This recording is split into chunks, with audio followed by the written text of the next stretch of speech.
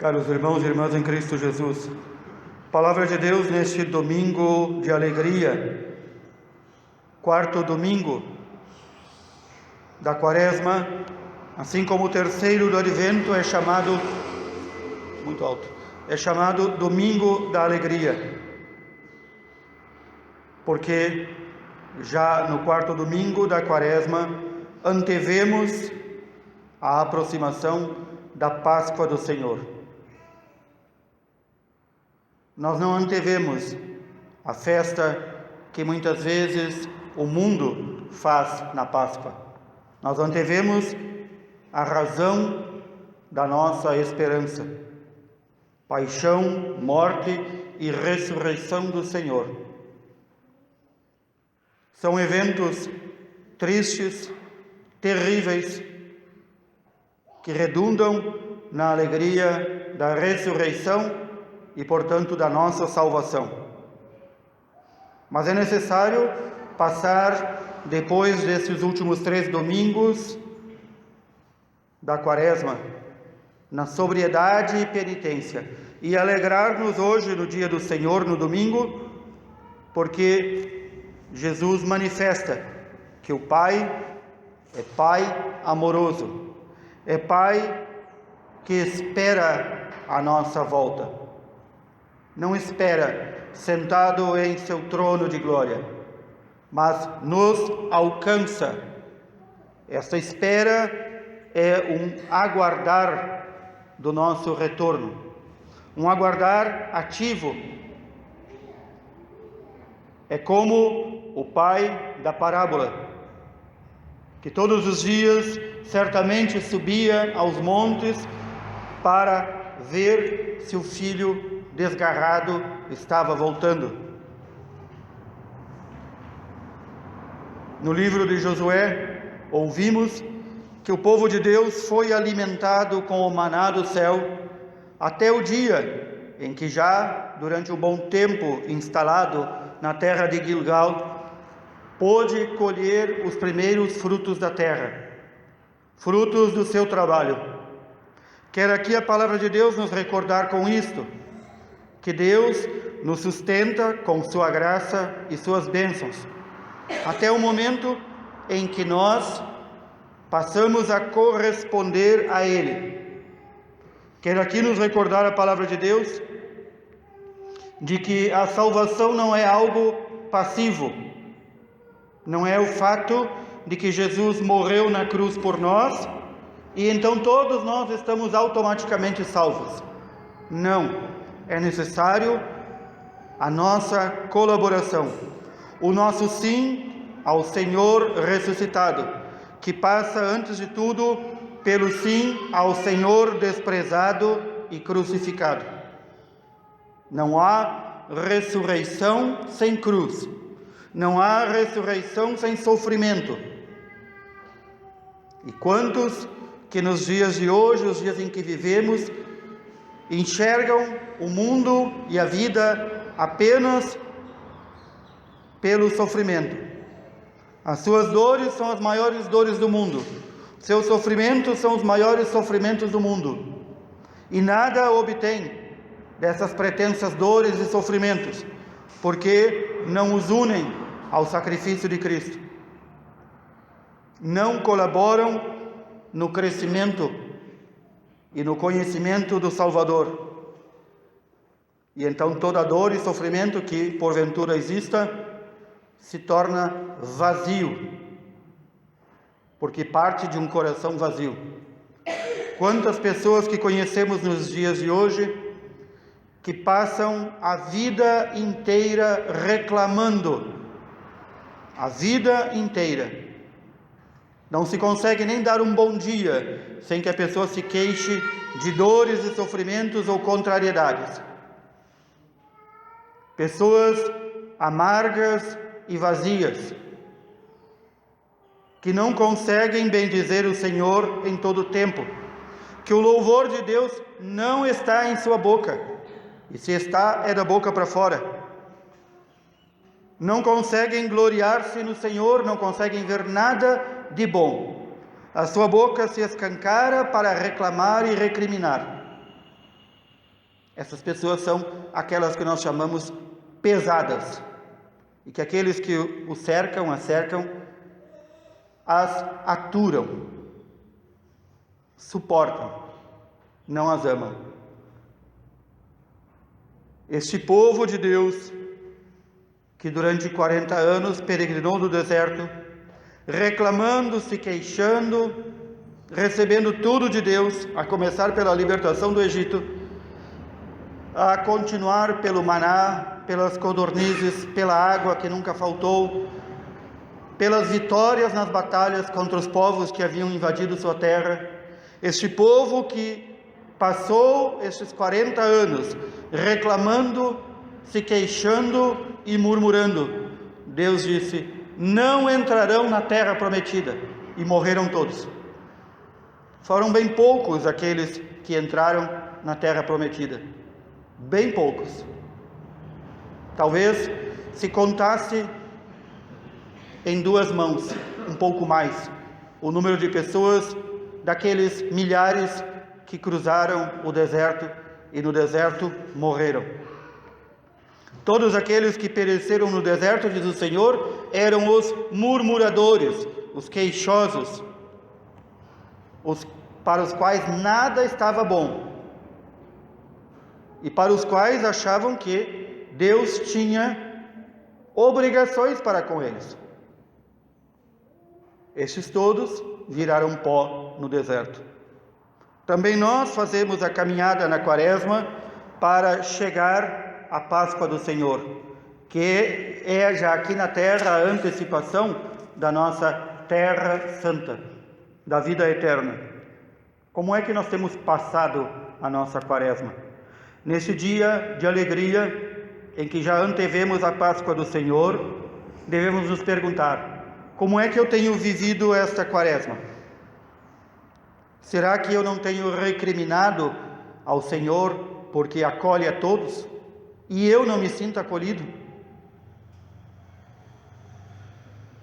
São Paulo vai nos recordar hoje, como já ouvimos desta segunda carta aos Coríntios: deixai-vos reconciliar com Deus. Deixai-vos, é atitude nossa. Nós que devemos querer ser reconciliados com Deus.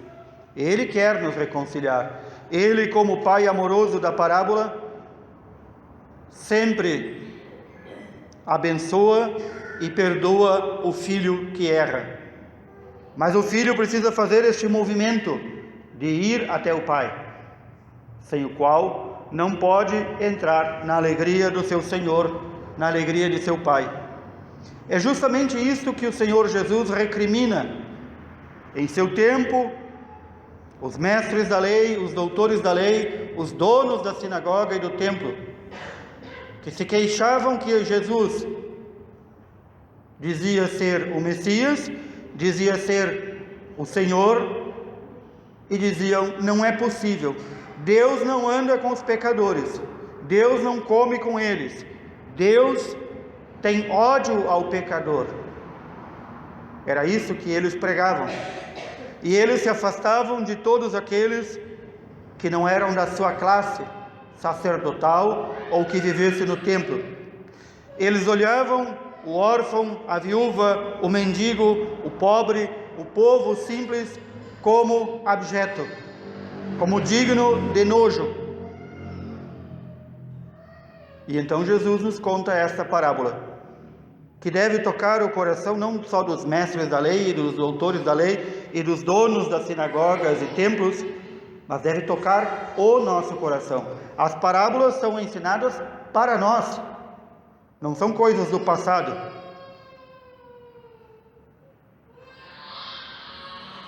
E aí vem a pergunta: nós realmente nos alegramos quando um irmão nosso, que fez tudo o que não presta, resolve voltar? Ou nós ainda o olhamos com desconfiança, com discriminação injusta? Nós nos alegramos com este irmão que volta e louvamos a Deus pela volta deste irmão? É uma pergunta que deve calar fundo em nosso coração. Se nós queremos alcançar misericórdia, devemos ser misericordiosos. Isto o Senhor Jesus nos ensinou. E os apóstolos replicaram este ensinamento. Vai alcançar misericórdia no dia do juízo aquele que foi misericordioso. Pelo contrário, não encontrará misericórdia aquele que não foi misericordioso. E então a nossa boca pode estar da boca para fora, preocupada com o louvor do Senhor. Da boca para fora, pode estar preocupada com a riqueza dos paramentos, das joias, das belezas do templo.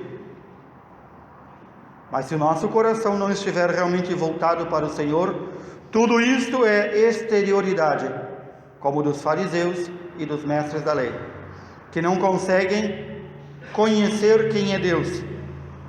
Deus é amor, repete-nos muitas vezes São João. Deus é amor, e nós fomos chamados para no mundo sermos embaixadores de Cristo. Portanto, todo aquele, crente ou não crente, cristão ou não cristão, pagão ou cristão, todo aquele que chega até nós, por qualquer motivo que seja, deve encontrar um embaixador de Cristo. Que faz o embaixador? Nunca fala em seu nome próprio, fala em nome daquele que o enviou. Deus reconciliou o mundo consigo, não vendo as nossas faltas, os nossos pecados, mas colocando em nós a palavra da reconciliação, colocando em nossa vida a vida de Cristo, para sermos no mundo Cristo para os demais. Ou nós, cristãos, somos Cristo para os demais, ou não somos cristãos. Se quem chega até nós só ouve recriminações, ladainha, reclamação, que tipo de cristão eu tenho sido? Que devo levar a esperança no amor de Deus ao mundo. O mundo já tem gente demais que faz guerra, que faz o mal, que destrói a vida alheia para que os cristãos também vivam assim. Já esgotou a cota de gente má no mundo. Que o Senhor não encontre entre nós esse tipo de gente. Que o Senhor nos dê a graça da conversão. Que o Senhor nos dê o movimento interno por meio do Espírito Santo para agirmos pela nossa salvação e pela salvação do mundo inteiro. É para isso também que nos reunimos em cada Santa Missa, para rezar pela nossa salvação e pela salvação de todos os homens, para que cheguem ao conhecimento da verdade. Cristo, nosso Senhor, que nos revelou perfeitamente quem é o Pai, nos diz que o Pai é amor. Como é que eu posso ser filho deste Pai se eu não sou amor? Que o Pai é misericordioso. Como é que eu posso ser filho deste Pai se eu não sou misericordioso? Cristo, nosso Senhor, nos revelou plenamente o Pai, que Ele perdoa infinitamente aquele que erra e quer voltar. Como é que eu vou me dizer filho deste Pai se eu não perdoo a mínima falta que fazem contra mim? É o domingo da alegria, é o domingo da esperança. A igreja já despe o roxo e usa o róseo para recordar. A nossa alegria não é a alegria do mundo, não é encontrar dentes escancarados até as orelhas. É a alegria de saber que nós fomos salvos. É a alegria da esperança de saber que o Pai nos ama com um amor que nenhum outro ser humano é capaz de nos amar. Um amor profundo, um amor desinteressado. O único interesse que o Pai tem em nós é que nós possamos um dia habitar com Ele na vida eterna. Esse deveria ser também o nosso amor fraternal. A nossa preocupação, especialmente dentro da igreja, não deveria ser por cargos, por ofícios, por aparecer, por ser louvado e lambido em público. A nossa preocupação deveria ser pela salvação dos demais, pela oração ininterrupta, pela penitência por aqueles que não fazem penitência, pela consagração de sua vida a Deus. Essa é uma tarefa que é colocada como ordem pelo Senhor para nós. Tudo o demais perde qualquer brilho que tiver diante dessa grandíssima tarefa de sermos embaixadores do Senhor, de sermos Cristo para os irmãos, de levarmos aos outros e os outros à salvação. Tudo o demais perde qualquer brilho que tiver. Se nós ainda não entendemos isso, devemos pedir a graça da conversão sobre nós. E é isso que queremos pedir ao Senhor, que já vá em nossa vida mostrando esta alegria verdadeira, que já se aproxima, a Páscoa e ressurreição do Senhor. Que o Senhor assim nos ajude, nos transforme, nos eduque. Que o Senhor derrame a sua graça e a sua bênção de conversão sobre nós, sobre toda a nossa paróquia, sobre toda a humanidade. O Pai nos aguarda. O Pai nos aguarda. Deixemo-nos reconciliar com Deus. Louvado seja nosso Senhor Jesus Cristo.